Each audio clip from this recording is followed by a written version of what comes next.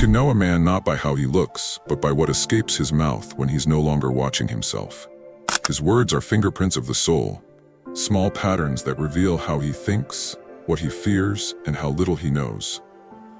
The wise man treats speech as a weapon, sharp, deliberate, rarely drawn. The stupid man swings it wildly, hoping noise will make him powerful. He speaks to fill silence, to prove worth, to drown the echo of his own uncertainty. But speech always reveals the mind. As the Stoics said, the tongue is the servant of the mind, yet in fools, it becomes the master. In this reflection, we expose 7 phrases that the stupid man clings to, sentences that sound strong but betray weakness. Each one is a mirror showing pride, fear, or blindness. Each one, when spoken, signals that the man has stopped learning. We will dissect them calmly, as philosophers dissect their own illusions, not with anger, but with precision. And for each, we'll see what the Stoic man would say instead. 7 phrases, 7 cracks in the armor of ignorance. Listen carefully, because you've heard them all before, perhaps even from your own mouth. Number 1. That's just how I am. This is the battle cry of the stagnant. A man utters it when he's tired of facing himself. He mistakes familiarity for truth, comfort for authenticity. That's just how I am, he says, and chains himself to yesterday. He hides his weakness behind identity, as if refusing to grow is a virtue. But authenticity without evolution is arrogance.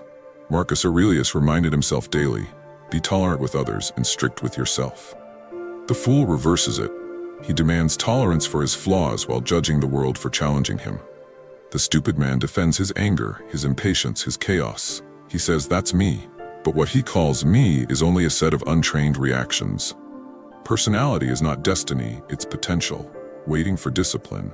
The Stoic knows he's unfinished. Every day he's sculpting character with small chisels of choice. To live wisely is to die to who you were yesterday. So when you hear yourself saying, that's just how I am, pause, because what you mean is, I've stopped trying. The Stoic correction is simple. This is how I am, but not how I must remain. Identity isn't a prison, it's a workshop. And every morning, the wise man walks back in, picks up his tools, and begins again. Number 2. I don't care what anyone thinks. A proud declaration, shouted by men who secretly crave approval. The truth is, those who truly don't care never feel the need to announce it. When the fool says, I don't care what people think, he's trying to silence the sting of judgment. His defiance is performance, not freedom. He confuses arrogance with strength.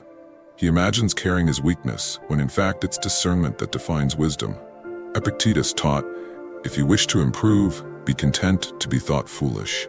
He didn't say ignore opinion, he said endure it. To endure is to stay calm in the face of judgment, not blind to it. The Stoic considers the views of others carefully, not to obey them but to test his own perception. He asks, is there truth here that I can use? If not, he moves on silently. The stupid man, however, builds walls of indifference. He plugs his ears and calls it power. He becomes deaf not only to insult, but to insight. True indifference makes no sound. It doesn't need slogans, it's quiet confidence, the strength to remain unmoved and still aware. So next time your pride whispers, I don't care what they think, answer with reason, I listen, but I choose. That's not weakness, that's mastery. Number 3. It's not my fault. The oldest defense in the Book of Excuses. When life strikes, the fool looks for someone to blame. It's not my fault, he says, polishing his chains. He blames the boss, the partner, the market, the weather, everything except the man in the mirror. Blame is sweet. It tastes like innocence, but it poisons responsibility, and without responsibility, strength dies. Seneca wrote, no man is more unhappy than he who never faces adversity. To the Stoic, hardship is not a curse, it's training. Every difficulty is a teacher, offering the lesson of control. The fool refuses to learn. He thinks admitting fault means losing dignity. He doesn't see that power only begins where excuses end. The Stoic man doesn't waste time finding who caused the storm. He studies how to steer through it. Fault and responsibility are not the same. You may not be to blame for the fire, but you are responsible for how you rebuild. It's not my fault is a sentence that ends a chapter. I will respond with strength begins one. The first keeps you innocent. The second makes you unstoppable. Number 4. Real men don't show emotion. This lie has buried generations. Real men don't show emotion. It sounds noble, disciplined, even heroic, but it's cowardice in disguise. It's fear of vulnerability, pretending to be strength. Stoicism never taught suppression. It taught command. Marcus Aurelius felt deeply grief, loss, loneliness, but he refused to let emotions steer his reason. He didn't deny the storm, he learned to sail through it. The stupid man hides behind coldness. He believes that to feel is to fail. He swallows sadness, masks fear with anger, and calls it control. But buried emotion rots the mind. It returns as cruelty, addiction, resentment. A true Stoic feels everything, but chooses what to act on. He can weep without losing dignity, because tears shed in truth are strength, not weakness. Seneca said, "To be angry at the right person for the right reason and for the right time, that is difficult." Emotion isn't the enemy, confusion is. The fool's numbness is not discipline, it's decay. The wise man doesn't hide his storms, he channels them. He feels, then decides. That is mastery. Number 5, I deserve better. A quiet poison disguised as self-respect. The fool says, I deserve better, when life doesn't serve his desires. He confuses expectation with worth. He imagines that simply wanting something makes him worthy of it. But the universe does not trade in entitlement. It trades in discipline, patience, and cause. The Stoics knew this. Reality owes you nothing. The moment you think it does, you've already surrendered your peace. When Marcus Aurelius lost his children, his power, his comfort, he didn't say, I deserve better. He said, it was given to me for a time. Now it returns to nature. That is strength, not denial, but acceptance. The stupid man uses I deserve better as armor for laziness. He blames fate for not matching his ego. He wants outcomes he hasn't earned. He wants loyalty without honesty, reward without labor, love without growth. Deserve is a word for children. The Stoic uses a different one, earn. He earns through conduct, patience, and reason. The fool thinks the world is unfair because it doesn't bow to him. The wise man is grateful it doesn't, because only through resistance can he test his worth. You don't deserve better. You become better. And then quietly, the world begins to mirror you. Number 6, I don't need anyone. The anthem of false independence.